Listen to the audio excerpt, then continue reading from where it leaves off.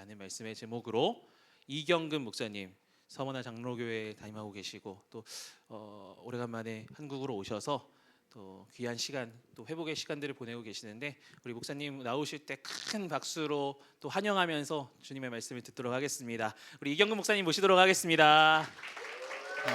감사합니다.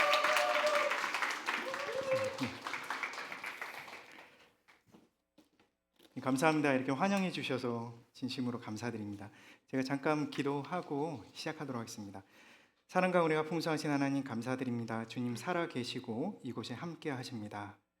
하나님 말씀 듣습니다. 말씀이 선포될 때 여기 서 있는 저부터 시작하여 우리 모두가 듣겠습니다. 예수 그리스도 이름으로 기도드립니다. 아멘. 저는 2007년, 2008년, 2009년, 아마 2010년 해서 서울에 있는 한 고시촌 있는 곳에서 사역을 한 적이 있습니다. 거기 노량진이라는 곳인데요. 지금은 어떤지는 모르겠어요. 예전에는 이렇게 노량진 하면 이렇게 포장마차가 이렇게 늘어서 있고 거기에 이제 캣밥이랑 뭐 이런 거 먹고 막 그랬었던 그런 기억이 있는데요. 그 청년들을 이제 제가 청년부 담당이었는데 청년들을 섬기는데 청년들이 대부분이 여러 지방에서 올라온 그런 청년들입니다. 대부분 이제 여러 시험들을 이제 준비하는 청년들이죠. 하루하루 그냥 이렇게 입이 짝짝 말릴 정도로 시험이라는 그런 부담감이 이렇게 항상 있는 그런 청년들입니다. 그럼에도 불구하고 그 교회에서 또 그리고 그런 자기네 또래에 있는 그 청년들을 또 섬기는 그런 청년들이 있습니다. 굉장히 일꾼 같은 청년들이죠. 근데 이런 청년들 같은 경우는 주일날 어떻게 보면은 열심히 공부해야 될 그런 상황인데도 불구하고 그 어마어마한 그 시간들을 같은 동료되는, 어떻게 보면 같은 경쟁자일 수 있는 그 청년들을 섬기면서 자기 시간을 이렇게 어떻게 보면 허비하는 거죠. 허비하는데 그 청년들은 이제 다 끝나고 나면 다시 돌아가서 다른 일요일날, 그러니까 주일날 보통 때에 열심히 공부하는 청년들은 또 일주일에 한 번 정도 그 쉬는 시간을 또 갖지만 그 청년들은 돌아가면 그때부터 또 밤새도록 나머지 못했던 공부들 이렇게 미뤘던 걸 합니다. 시험이 다가오고 시험을 치르게 되면은요, 열심히 이렇게 섬겼던 그런 청년들이 이렇게 합격 그 명단 위에 탁 있으면 얼마나 좋을까요? 그죠? 근데 그런 청년들은 대부분이 떨어집니다. 떨어집니다. 그래서 떨어지고 나면은 참 저도 마음이 참 힘들고, 그래서 연달아서 이렇게 좀 떨어지는 친구들한테는 교회에 있는 그런 섬기는 일을 조금 나중에 하면 어떻겠냐, 이제 이런 권면도 하고 합니다. 하지만 이제 당장 떨어진 청년들에게는 굉장히 많은 그런 어려움들이 있죠. 왜냐하면 그 한 해의 그 시험, 뭐 2번 또는 1번 있는 그 시험을 위해서 계속 준비하는 청년들이고, 그리고 대부분 지방에서 올라온 청년들이기 때문에 부모로부터 이제 여러 용돈과 이런 걸 받아가면서 하는 겁니다. 부모님 뵐 낯도 없고, 그리고 떨어진 그 소식 뒤에는 부모님께 한동안 연락을 하지 않습니다. 제가 잘 알고 있는 청년이 있습니다. 그 청년은 이제 여러 부서 중에서 가장 많은 것들을 섬기는 청년입니다. 이 청년 역시 떨어졌는데 0.3점인가 아마 그 차이로 떨어진 걸로 제가 알고 있습니다. 마음이 너무 안타까워서 주일날 만나면 식사라도 사야겠다 그러는데 안 나왔습니다. 그래갖고 틀림없이 많이 이렇게 시험 가운데 있구나 그렇게 생각을 하고 그 청년이 있는 곳으로 갔습니다. 근데 그 청년이, 저는 이제 고시촌에 있는 청년들을 많이 보지만 그 청년이 생활하는 고시촌은 단 한 번도 저한테 공개를 하지 않았기 때문에 가보질 못했었습니다. 그런데 다른 청년의 도움을 받고 주일날 사역 끝나고 이제 갔는데 이렇게 차들이 이렇게 지하로 내려가지 않습니까? 맨 처음에 지하 1층, 지하 2층, 그리고 지하 3층 그렇게 해갖고 이렇게 내려갑니다. 4층까지 쭉 내려가는데 그곳에 고시촌에 방이 있을 거라는 생각을 전혀 하지는 못했습니다. 그곳에서 공부하는 것을 제가 보았습니다. 앞에 완전히 그 키키한 곰팡이 냄새가 그 코를 찌르는 그곳에 전지만한 커다란 그림이 그려져 있습니다. 그 청년이 원래 전공이 그림을 그리는 거였습니다. 미술을 전공을 했는데 그 그림이 이렇게 큰 바다에 해가 뜨는 그런 장면으로 이렇게 그려져 있습니다. 진짜 같이 이렇게 그렸더라고요. 예, 창문이 없는 그곳에 유일하게 창문 같은 그런 이제 전지의 그런 모양을 보게 되었습니다. 그 청년이 심하게 몸살을 앓아서 이제 그 하루 주일날 참석을 못했습니다. 저를 보는 그 순간에 제가 책임을 맡고 못 간 거를 정말 죄송하다고 하는데 두 눈에 제 뜨거운 눈물이 막 떨어졌습니다. 어떤 위로로 이 청년에게 말을 해야 될지 도저히 알 수가 없었습니다. 그 청년은 제가 이렇게 울고 있으니까 마치 내가 무엇을 얘기를 할 건지 아는 듯이 이제 괜찮다고 얘기를 합니다. 그러다가 그 청년도 같이 울면서 하는 얘기가, 하나님이 왜 나에게 이렇게 가혹한 시험을 주는지 잘 모르겠다. 물론 이제 그 시간을 그 친구가 허비하는 청년이 절대 아닙니다. 그 청년은 주일날 이렇게 제대로 섬기기 위해서 평일날 정말 열심히 공부하고 다른 친구들보다 1시간 덜 자고 1시간 더 빨리 일어나는 그런 성실한 청년이었습니다. 0점 몇 점 차로 떨어진 게 벌써 3회가 흐른 그런 상황이었습니다. 어떤 말로 그 친구에게 위로를 해줘야 될지 답이 안 나옵니다. 때때로는 우리는 신앙생활을 하면서 이런 상황들을 우리 스스로도 경험한 적이 있습니다. 아마 우리도 이렇게 뒤를 돌아보면은 물론 이제 그게 과거일 수도 있고요, 그게 현재 지금일 수도 있습니다. 주님을 사랑하고 또 주님 앞에 정직하게 하기 위해서 살아가는데도 불구하고 현재 나의 삶이 꽉 막혀서 도저히 탈출구가 없어 보이는 그런 상태일 경우가 있다는 거죠. 아니, 내가 이렇게 열심히 예수님을 사랑하고 또 예수님을 위해서 내가 정직하게 살아가려고 노력하는데 왜 현실은 이럴까 하는 그런 고민들이 우리에게 있는 거죠.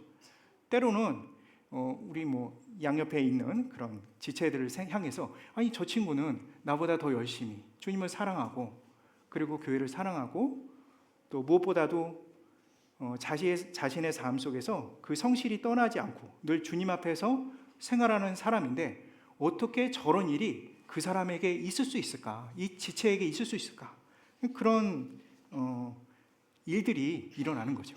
오늘 말씀은 이 부분에 대해서 우리에게 귀한 답을 줄 수 있는 그런 부분입니다. 따라서 이 말씀이 끝나는 그 시점 정도 되면은 우리가 이건 내가 알고 있던 내용인데 라고 아마 생각할 수도 있는 것이고, 동시에 이것이 이렇게 간단한 답인데도 불구하고 때로는 쉽게 잊어버렸었구나, 이런 생각들을 갖기도 할 것이라고 생각이 됩니다. 오늘 이 시편은, 특별히 이 시편 73편은 누가 성령의 그런 은혜를 받아서 썼느냐 하면 아삽이라는 사람입니다. 이 아삽은 역대상 6장 15장이 나오는 사람인데요, 성전에서 노래하면서 수금을 키는 사람입니다. 우리가 생각할 때 성전에서 노래하면서 수금을 키는 사람이라고 하면은 그 단원 중에 한 명이라고 생각하지만 사실 그거는 오늘날로 따지면 이제 찬양 전체를 이제 인도하는 그런 리더격에 있는 사람입니다. 따라서 그 당시만 해도 그런 정도의 위치면은 모든 사람들에게 가장 신앙의 본을 보여주고 또 성각자라고 일컫는 사람이기도 하죠. 근데 이 사람이 하루는 현실을 딱 봤더니 너무나 큰 고통 가운데 자신에게 공허감이 이렇게 쌓이는 겁니다.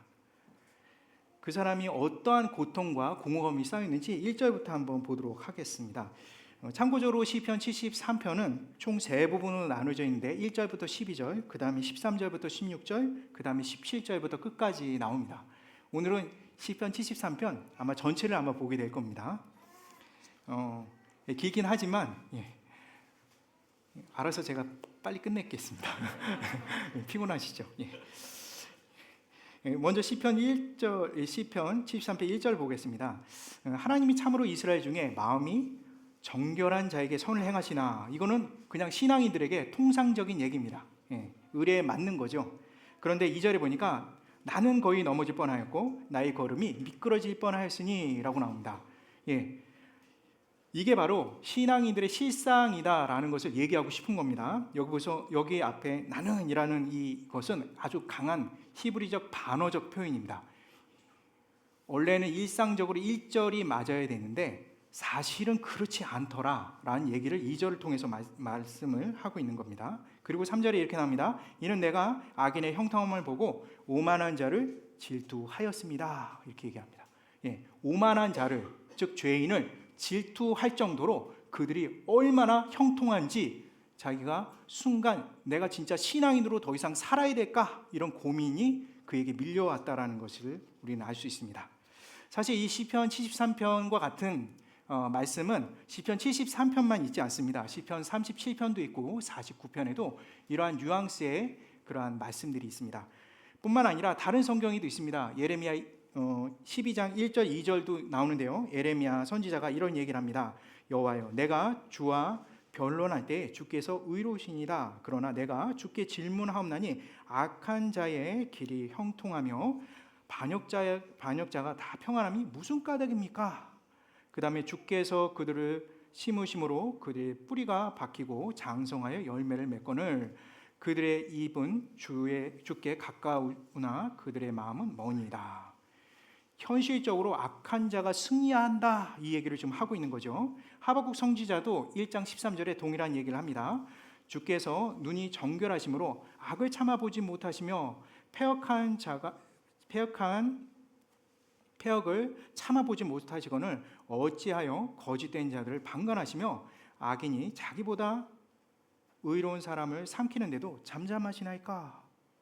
현실은 그렇지 않지 않습니까? 어떻게 이렇게 악한 자들이 뻔뻔하게 돌아다니면서 우리 신앙인들보다 그리고 주님 앞에 정말 정직하게 살고자 하는 사람들보다 이렇게 버젓이 큰 소리를 치면서 하는 것이 이게 과연 하나님이 기뻐하시는 세상입니까? 이 얘기를 지금 하박국이 얘기를 합니다. 이렇게 아삽처럼 예레미야 선지자도 하박국 선지자도 동일한 그러한 현실적으로 잘못되어 가는 것에 대해서 동일한 느낌을 갖고 있습니다. 어떻습니까? 제 말이 혹시 아니다 이렇게 얘기하실 수 있는 분 계십니까? 아마 없을 겁니다. 그냥 빨리 끝내라. 고만 좀 끌어라 이렇게 생각하실 수도 있습니다. 그럼 한번 이들이 말이 진짜 그런지 한번 보도록 하겠습니다. 4절 보겠습니다. 그들은 죽을 때에도 고통이 없고 그 힘이 강건하며 이렇게 얘기합니다. 우리나라에 이제 오복이 있습니다. 오복 중에 고종명이라고 있죠. 죽을 때도 편하게 죽는다 이런 의미가 있습니다. 저희 그 외할머니께서는 100세에 돌아가셨습니다. 2000년에 돌아가셨습니다. 2000년 전이 아닙니다. 2000년에 돌아가셨는데 2000년에 돌아가셨을 때가 100세였습니다. 제가 주민등록을 보니까요 앞에 00이 찍혀 있더라고요.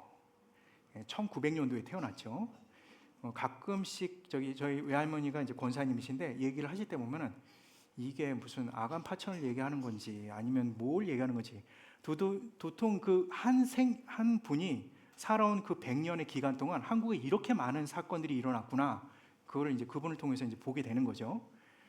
그렇게 주님 앞에서 굉장히 성실하게 그렇게 살아왔던 인생, 100세면 정말 오랫동안 사셨구나, 하나님께 정말 축복받았구나 이렇게 생각하실 수 있죠. 근데 정말 고통스럽게 돌아가셨습니다. 제가 곁에서 정말 지켜보기가 너무 힘들었습니다. 이렇게 될 바에는 정말 하나님께서 빨리 주님께서 이렇게 천국으로 인도해 주시지 이렇게 고통스럽게 끌 이유가 뭐가 있을까 하는 생각이 들 정도로 정말 힘들게 돌아가셨습니다. 그런데 제가 잘 알고 있는 암흑의 어떤 친척분은 전혀 믿지 않고 이렇게 믿는 다른 친척들을 마구마구 그렇게 괴롭혔던 분이 계십니다. 돌아가실 때 편하게 돌아가셨습니다. 제가 이 부분을 보면서 믿는 사람들이 돌아가실 때 다 편하게 죽는 건 아니구나 이제 그때 알았습니다. 처음에는 혹시 그 할머니가 예수님을 안 믿는 건 아닐까 그렇게 생각이 될 정도로 보통 많이 얘기하잖아요. 이제 죽을 때 예수님 믿는 사람들은 편하게 죽는다 이렇게 얘기하는데 그렇지 않는 경우도 있더라고요.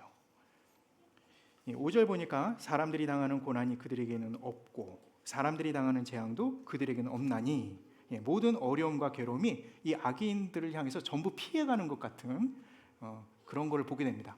어떤 영화를 보면은 그 주인공은 모든 그 총탄과 폭탄으로부터 다 보호가 됩니다.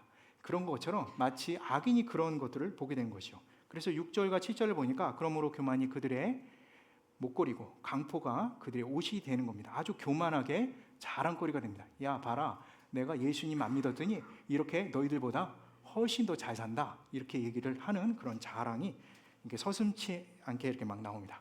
그리고 7절에 나옵니다. 살찜으로 그들의 눈이 솟아나고 그들은 소득은 마음의 소원보다 많다, 이렇게 나옵니다. 제가 이거를 경험을 했습니다. 제가 소득이 많아서 경험한 게 아니라 그 반대 경험을 했습니다. 저희 친척 중에서 우리 믿는 그 가족들을 끊치기 싫어하는 그런 친척분이 계셨습니다. 그분이 계셨는데 그분은 고향이 이제 인천 지역인데요. 특히 영종도라는 곳이 고향입니다. 근데 거기는 외가들이 주로 사는 곳이었는데요. 인천공항이 이렇게 지금은 이렇게 버젓이 있지만 옛날에 인천공항이 없을 때가 있었습니다. 근데 그 인천공항이 없을 때 그곳에 인천공항이 생긴다라는 얘기 때문에 그렇게 값이 막 올라오다가 갑자기 누군가의 소문에 의해서 야, 거기 아니라 다른 데다, 이렇게 해갖고 땅값이 확 떨어지는 때가 있었습니다. 그 소문을 일으킨 장본인이 저희 그 친척분이었습니다. 그리고 그분이 그것을 이제 기회를 삼아서 잘 알고 있는 친척분들, 거기 다 보통 시골들은 다 친척끼리 이렇게 살지 않습니까? 친척분들의 땅을 매입하기 시작했습니다. 이건 완전 똥값입니다. 이 상태에서는 이제 버려야 되는 땅입니다. 제가 이거를 지금 이 평당 뭐 2,000원 몇천 원 되는 거를 내가 평당 5,000원이나 해드리겠습니다. 그러면서 마구마구 이렇게 했습니다. 그래갖고 재산을 참 크게 불렸습니다.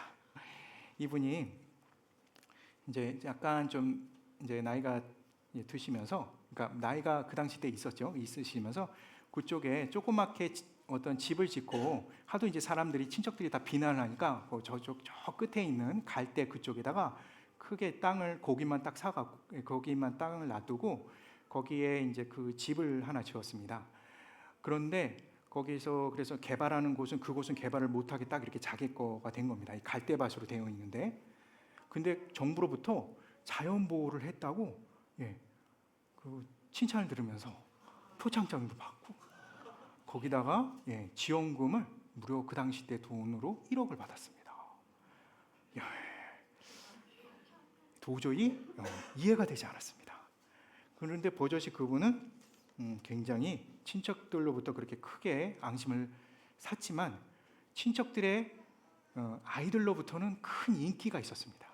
구정 때가 되면요, 당시 이제 어른들이 이제 세뱃돈을 주십니다. 그 당시 때는 500원도 이제 종이돈이었었습니다. 그래서 대부분 어른들이 500원 종이돈을 주셨었지만 그분은 그림이 없는 돈을 줬습니다. 거기에 이제 친척들이 전부 다 이렇게 줄을 서갖고 어른들한테는 절할 생각 안 하고 그 줄을 딱 서갖고 다들 이제 그분한테 절을 하려고 했습니다. 예수님을 사랑하고 열심히 교회를 다니는 저는 줄을 섰을까요, 안 섰을까요? 저도 섰습니다. 저도 서갖고 저는 깍듯하게 절을 한 번 하고 2번까지 하려고 했습니다. 그래서 한 번만으로도 족하다 하면서 이제 그분이 돈을 딱 꺼내갖고 오히려 약간 교회에 대해서 부정적인 얘기를 하면 그거에 대해서 끄덕이면서 맞습니다 이렇게 하면서 그래서 더 잘했다고 2장을 받았습니다. 아무튼 그런 일들을 이제 겪으면서 삶을 어떻게 살아야 되는지를 이제 그때부터 배운 거죠. 아무튼 그러한 상황들이 우리의 그런 생활 가운데 과연 없냐는 거죠. 있다는 겁니다. 우리 생활 가운데. 8절에 보니까 그들은 능욕하며 악하게 말하며 높은 데에서 거만하게 말하며 9절에 그들의 입은 하늘에 두고 그들의 혀는 땅을 두루 다닌다. 여기 하늘에 둔다라는 말을 이렇게 성경의 각주를 보니까 하늘을 대적한다. 하나님을 대적하는 거죠. 이들은 하나님을 대적하는 자들이었습니다.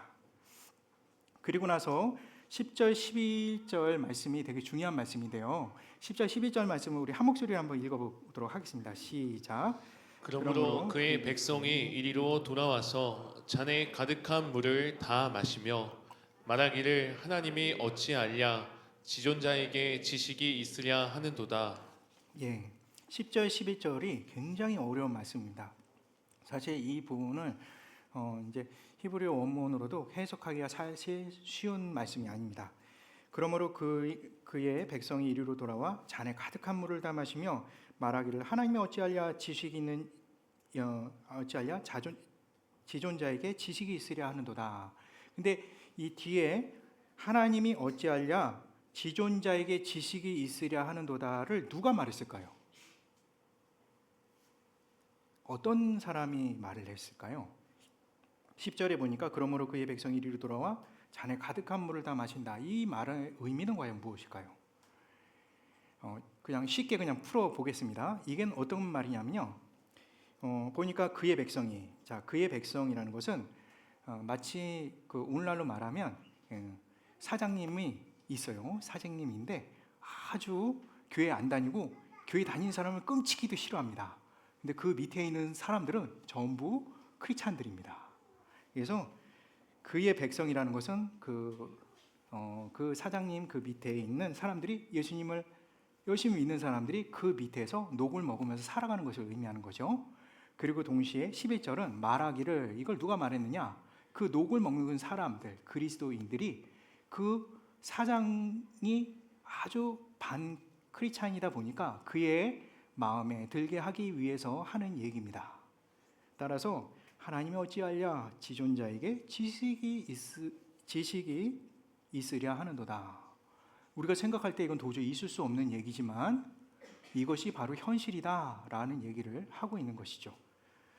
제가 예전에 직장생활 잠깐 하실 때가 있었는데요. 직장생활을 했는데 이렇게 회식을 합니다. 요즘에는 회식 자리 이렇게 다 참석 안 해도 되는 그런 분위기라고 들었습니다. 근데 당시에는 이렇게 그럴 수가 없는 상황이었죠.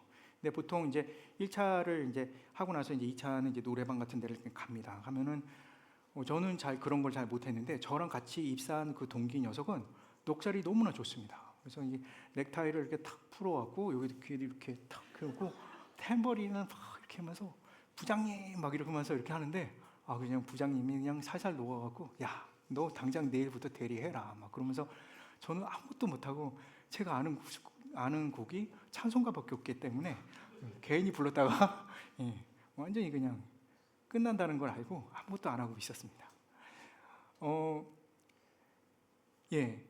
그 친구가 예수님 믿었을까 안 믿었을까요? 너무나 잘 믿는 친구였습니다. 찬양 인도자였습니다. 아무튼 이런 상황들을 보다 보니까 야 진짜 꼭 이렇게 살아야만 할까 하는 생각이 저에게 있어서는 큰 부담으로 이렇게 다가왔습니다.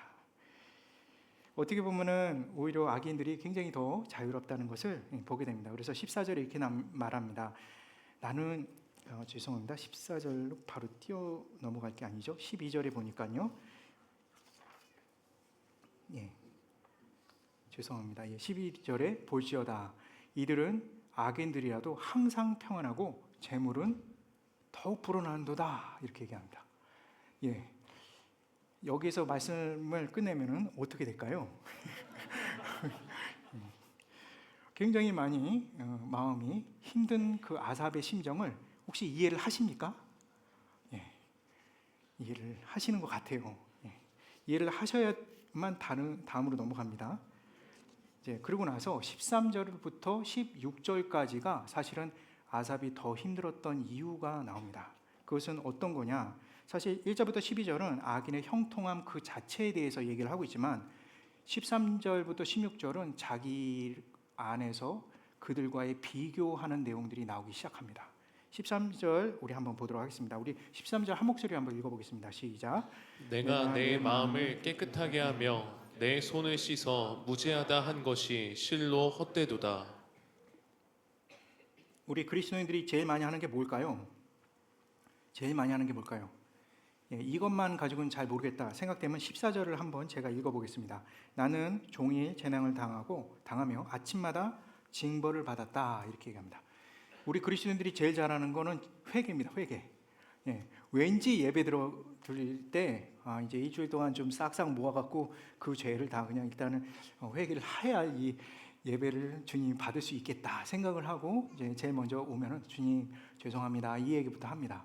때로는 이제 새벽에 이제 큐티를 하거나 또 이제 새벽에 일어나서 또 기도하고 말씀을 보는 그런 분들 같은 경우는 기도하기 이제 아침에 일어나서 제일 먼저 말씀 보거나 이제 기도할 때 제일 먼저 뭘 하느냐? 회개를 먼저 합니다. 믿지 않는 사람 그렇습니까? 믿지 않는 사람 그렇지 않습니다. 잘 일어났다 막 이러고 그 전날 엄청나게 죄 짓고 해도 아무 상관없이 툭툭 털고 일어나는 게 일반적으로 예수님 믿지 않는 사람들이 일상입니다. 그런데요, 예수님 믿는 사람들이 얼마나 죄를 많이 짓길래 맨날 회개를 합니까? 제 친구가 그런 얘기를 합니다. 야, 너는 도대체 내가 보기에는 죄라는 거는 별로 지은 것 같지 않은데 내가 솔직히 네 기준으로 따지면 나야말로 정말 지옥에 가야 돼. 뭐 그렇게 얘기하면 제가 속으로 얘기합니다. 너 지옥에 간다. 근데 그 친구가 보기에는 도저히 이해가 되지 않는 거죠. 근데 이상하게도 우리는 예수님 믿었다는 그 하나만으로 하나님 앞에서 우리의 죄를 고백하는 겁니다. 실제로 우리가 죄를 짓지 않아도 우리 마음에 그런 것들이 조금이라도 나오면 왠지 주님 얼굴 보기가 찜찜합니다. 아, 이거 계속 노려보시네. 막 이런 생각이 막 이렇게 드는 거죠. 그만큼 우리의 마음 속에는 주님 앞에 좀 정결하고 싶어서 그렇게 합니다. 그런데 지금 아삽이 그 얘기를 합니다. 내가 내 마음을 깨끗하게 하며 내 손을 무죄하다 하는 것이 실로 헛되도다. 내가 이렇게까지 주님 앞에 회개하면서 세상에 믿지 않는 사람들보다 좀 깨끗하게 살고자 그렇게 노력을 했지만 일반적으로 내가 세상 사람들과 비교했을 때 대체 뭘 그렇게 많이 죄를 졌다고 주님께서 그렇게 양심을 가차없이 계속 찌르는데 일반적으로 믿지 않는 사람들은 그냥 버젓이 짓는 죄들 좀 그런 걸 좀 약간 양심으로 좀 무뎌지게 만들 수는 없을까? 좀 그럴 수는 없어요, 주님? 그렇게 지금 얘기를 하고 있는 겁니다. 그리고 나서 사실 15절에 이것이 굉장히 클라이막스를 이루는 말씀입니다. 우리 15절도 굉장히 어려운 말씀인데요. 우리 한 목소리 한번 읽어보겠습니다. 시작. 내가 만일 스스로 이르기를 내가 그들처럼 말하리라 하였더라면 나는 주의 아들들의 세대에 대하여 악행을 행하였으리이다. 쉽게 표현을 하자면요, 주의 아들들의 세대라는 것은 하나님의 백성을 가리키죠. 조금 더 정확하게 오늘 시대와 좀 한번 접점을 이루도록 한번 제가 한번 이렇게 해석을 해보도록 하겠습니다. 내가 있습니다. 제가 있고요. 내 자녀가 있습니다. 또는 제가 있고요. 이제 믿은 지 얼마 안 된 제 친구가 있습니다. 저 때문에 억지로 이제 교회 끌려오기 시작해서 드디어 처음으로 이제 예수님을 알게 된 친구입니다. 그런데 예수님 믿는 우리가 아무리 열심히 살아도 형통하다 생각되는 일들이 잘 안 이루어집니다. 그런데 내 자녀 보고 야, 너 예수님 열심히 믿어. 그러면 주님께서 너에게 큰 축복을 주실 거야. 이런 얘기를 한다는 것이 마음에 큰 양심으로 찔리기 시작합니다. 교회를 데리고 온 내 친구에게 야, 이제 교회를 열심히 다녔으니까 하나님께서 너에게 은혜를 베푸실 거야.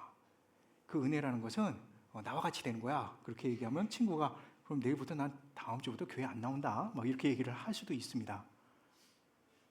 이런 상황들이 있을 것 같은 그 생각이 그에게 몰려오기 시작하는 겁니다. 좋아, 나는 그렇다 쳐. 나는 그렇게 하다가 그냥 어차피 끝나고 나면 이제 천국 가니까. 근데 앞으로 죽을 날보다 살 날이 더 많이 남아있는 내 자녀들, 그리고 내가 잘 알고 있는 이 친구, 이에게 내가 무슨 얘기를 할 수 있을까라고 얘기했을 때 그 마음이 거침없이 더 크게 아픔으로 몰려오는 것입니다.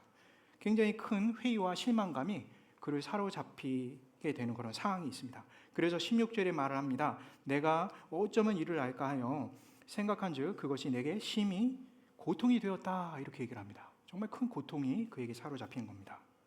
시간이 없어 죽겠는데 제가 여기에서 이것과 비슷한 제 간증을 개인적으로 좀 한번 해보겠습니다. 저는 조금 어렵게 좀 살다 보니까 제가 이제 여러 가지 아르바이트를 좀 많이 했습니다. 제가 1999년도 보통 그 당시에 이제 종말이 온다는 그 시점이었습니다. 그때는 아무 저는 그런 거 생각 없이 열심히 저는 신문 배달을 했습니다. 보통 신문을 배달을 하게 되면은 뭐 200부, 300부 하는 사람이 있는데 저는 무려 1,200부를 배달을 했습니다. 1,200부를 저에게 그 오토바이 실으게 되면요, 제가 이렇게 뻣뻣이 서 있어도 뒤에서는 제가 안 보입니다. 이렇게 뒤가 이렇게 되고요. 양옆에 이제 이렇게 뭐 이렇게 다리 얹어 놓으려고 세워놓은 게 있는데 거기도 이만하지고요. 앞에 있는 그것도 신문으로 이렇게 가득 찹니다. 앞에 소쿠리 같은 거 있죠. 거기 바구니에도 신문이 있습니다. 신문을 저는 그 당시 열심히 돌렸습니다. 제가 어느 정도로 신문이 숙달이 됐냐면요, 5층짜리 엘리베이터를 올라가지 않아도 창문만 열리면 이렇게 해갖고 해서 그것 때문에 유리창 많이 깨졌습니다. 아무튼 열심히 그거를 마치 무림에 있는 고수처럼 연습을 해서 그거 5층까지 올라가는 게 싫어서 열심히 연습해갖고 그렇게 해서 했습니다. 아무튼 그런 가운데 어느 날 한 밤인데 발에 뭔가가 탁 걷어 차이는 겁니다. 이게 뭘까? 그래갖고 이렇게 열었습니다. 이걸 제가 한번 이 교회에서 했었나요? 안 했죠? 다행입니다. 제가 3번 오다 보니까 예화가 겹치는 경우가 있더라고요. 아무튼 이렇게 밤에 이렇게 불이 이렇게 비치는 곳에 이렇게 열었습니다. 제가 이제 신문 배달을 하는 게 12시부터 해서 새벽 6시까지 합니다.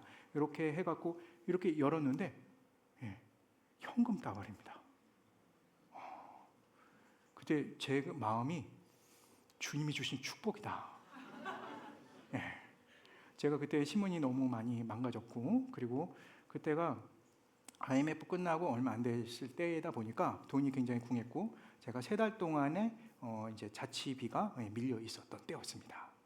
하나님의 응답을 받은 거죠. 아멘 아무도 안 하시는군요. 그때 저에게 제가 이제 매번마다 이제 열심히 외우는 암송 구절이 있었습니다. 2구절씩 암송을 하는데 그때 외웠던 암송 구절이 레위기 19장 11절과 사도행전 16장 24절입니다. 24장 16절입니다. 거기 보면은 이런 말씀이 있습니다. 너희는 도둑질하지 말며, 속이지 말며, 거짓말하지 말며. 그번 주간 제가 외웠던 암송 구절입니다. 이것이 사람에 대하여, 그 하나님에 대하여, 사람에 대하여 항상 양심의 거리낌이 없기를 힘쓰노라. 너무 마음이 갈등이 생기는 겁니다. 왜 하필이면 내 입을 크게 열라 뭐 이런 말씀을 암송했다면 이건 당장 내 돈이 되는 건데 그 말씀이 아닌 겁니다. 그래서 너무나 이제 마음이 힘들어갖고 막 그 억지로 또 이렇게 또 말씀에 이걸 주셨는데 그리고 진짜 억지로 해갖고 경찰서로 갔습니다. 그래갖고 지구대에 있는 데다가 그래서 탁 났습니다. 근데 그거를 봤는데 그 당시 뭐 요즘에는 어떨지 모르는데 그 당시에는 막 술 먹고 항상 경찰서에서 이렇게 땡깡 부리는 아저씨들이 있었습니다. 서로 싸우시면서. 근데 그분들이 이게 무슨 가방인데요? 그리고 거기서 이제 그 경찰 아저씨가 이렇게 하나 둘씩 올리는데 현금 다발이잖아요. 현금 다발 올리는데 그 술 먹고 하시는 분들이 술이 깨갖고 그거를 막 이렇게 보시는 겁니다. 저도 계속 보고 있죠. 저 가방이 그렇게 많이 들어갔었네 하면서 그걸 이제 봤습니다. 그러고 나서 이제 제가 이제 나가려고 했습니다. 그때 저를 불렀습니다. 그래서 제가 아닙니다. 제가 그러려고 하지 않았습니다. 그렇게 얘기를 했습니다. 그래서 그게 원래 법적으로 지운 사람들은 항상 그걸 다 써야 된대요. 그래서 썼습니다. 아주 진하게 썼습니다. 그때 제가 그 삐삐를 갖고 있었는데 삐삐 번호까지 이렇게 여러 번 해갖고 썼습니다. 그리고 집에 있었습니다. 집에 있는데 시간이 막 이렇게 흘렀습니다. 하루가 지나고 이틀이 지났습니다. 저희 머릿속에 상상력이 막 발휘가 됐습니다.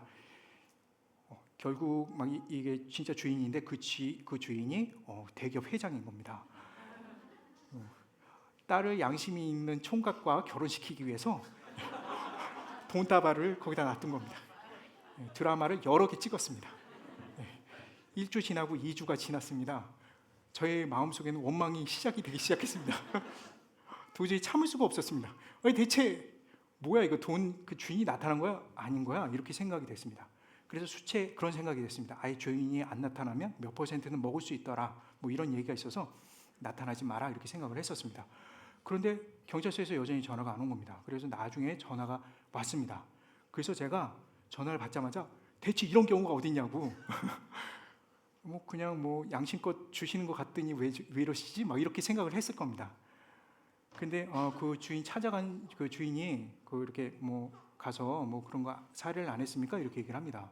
안 했다고 막 그렇게 얘기하니까 알았다고 좀 기다리라고 그러고 끊었습니다. 그러고 나서 그 다음 밤에 이렇게 좋은 차를 타고 오신 그런 아저씨 한 분이 오시더니 이렇게 사과 바구니로 해갖고 이렇게 오셨습니다. 저는 그분이 오시더니 저한테 하신 얘기가 이렇게 자기 그 명함을 주면서 이렇게 힘든 일 하지 말고 자기한테 오면은 좋은 일 주겠다고. 그래서 대체 무슨 대표인데 무슨 대표일까? 그러고 이렇게 자세히 보니까 주류업계 대표라고 써 있습니다. 내가 신앙인으로서 주류업계를 진출하겠구나 그렇게 생각을 하고 있으면서도 마음이 너무 이제 걱정이 되고 막 그 어려움들이 있었습니다. 하나님이 뜻이 이건 아니겠지 하고 그래도 혹시 모르지 않습니까? 그 갖고 온 그 과일 바구니를 열심히 깎아댔습니다. 혹시나 그 안에 돈다발이 있을까 싶어갖고 전부 다 까갖고 다 했는데 돈이 하나도 없었습니다. 진짜 사과입니다. 뭐 진짜 뭐 바나나고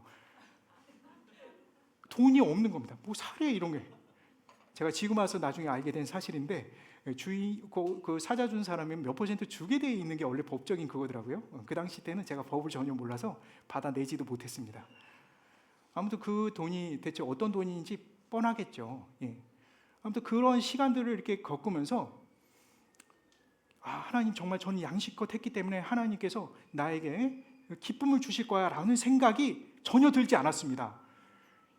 1년 동안 내내 후회가 됐습니다. 2년이 지나도 가끔씩 생각이 나기 시작했습니다. 많은 사람들은 자고 일어나면 군대에서 갔다 오면 군대 꿈을 꾼다고 하는데 전 자고 일어나면 그 꿈을 꿨습니다. 지금 후회되냐고 물어보면 지금은 후회가 되진 않지만 아주 어려울 때는 약간 이제 제가 이 얘기를 하는 이유가 뭐냐, 양심껏 살아도 주님께서 아무것도 주시지 않는 경우가 있다라는 거죠. 끝나서 이제 가봐야 되는데 그냥 끝나면 안 되겠죠? 죄송합니다. 조금만 시간을 더 쓰도록 하겠습니다. 조금만 마무리 지어야 되니까요. 그래서 마지막으로 아삽이 17절부터 28절에 그렇다면 우리 믿는 사람들은 어떤 방법으로 이 상황들을 극복할 수 있느냐 그 얘기를 하기 시작합니다. 그때 17절에 이렇게 얘기합니다. 우리 17절 한 목소리 읽겠습니다. 시작. 하나님의 성소에 들어갈 때야 그들의 종말을 내가 깨달았나이다. 하나님의 존전 앞에 가서야 진실을 깨달았다 이 얘기를 합니다. 아주 간단한 그 말 하나가 어마어마한 말의 무게를 우리에게 마음에 얹혀주고 있습니다. 그것은 바로 뭐냐면 아삽의 문제를 해결할 수 있는 유일한 방법은 하나님의 성소에 들어갈 때인데 그 말씀의 선포가 있는 그 자리에 절대적인 세상이 펼쳐지기 시작했습니다. 가짜 세상, 상대적인 세상 속에 살아가는 우리들에게 진짜 절대적인 세상이 눈앞에 펼쳐지기 시작했습니다. 그것이 무엇인지 말씀을 계속 한번 보도록 하겠습니다. 17절, 18절, 19절입니다. 우리 한 목소리 읽겠습니다. 시작. 주께서 참으로 그들을 미끄러운 곳에 두시며 파멸에 던지시니 그들이 어찌하여 그리 갑자기 황폐되었는가 놀랄 정도로 그들은 전멸하였나이다. 악인의 삶이 일장 추몽이라는 얘기를 하고 있습니다. 그 증거를 20절에 얘기를 합니다. 우리 한 목소리 읽겠습니다. 시작. 주여 사람이 깬 후에 꿈을 무시함같이 주께서 깨신 후에는 그들의 형상을 멸시하시리이다. 조금 더 이걸 이해를 좀 한번 시켜드리겠습니다. 저는 제가 어렸을 때 조금 어렵게 살았다고 말씀드렸습니다. 그러다 보니까 저희 집에 제가 1년에 한 몇 번 횟수가 안 되는 그때에 먹을 수 있는 것은 자장면이었습니다. 요즘에 가격이 뭐 어마어마하게 올랐더라고요. 그렇지만 지금은 제가 그거를 사 먹을 수 있을 정도는 됩니다. 그런데 당시에는 굉장히 지금으로 생각하면 적은 돈이지만 그 당시에는 상상의 음식이었습니다. 그래서 정말 이제 졸업 때나 정말 특별한 때에 먹는 그런 음식이었습니다. 거기다가 탕수육까지 곁들인다. 이거는 한 7년마다 한 번씩 돌아오는 희년 같은 그런 겁니다. 그런데 한 번은 이제 주일학교에서 이제 얘기를 합니다. 다음 주 주일날 숙제로 내가 생각하는 천국을 그리라고 하는 겁니다. 그래서 열심히 그림을 그렸습니다.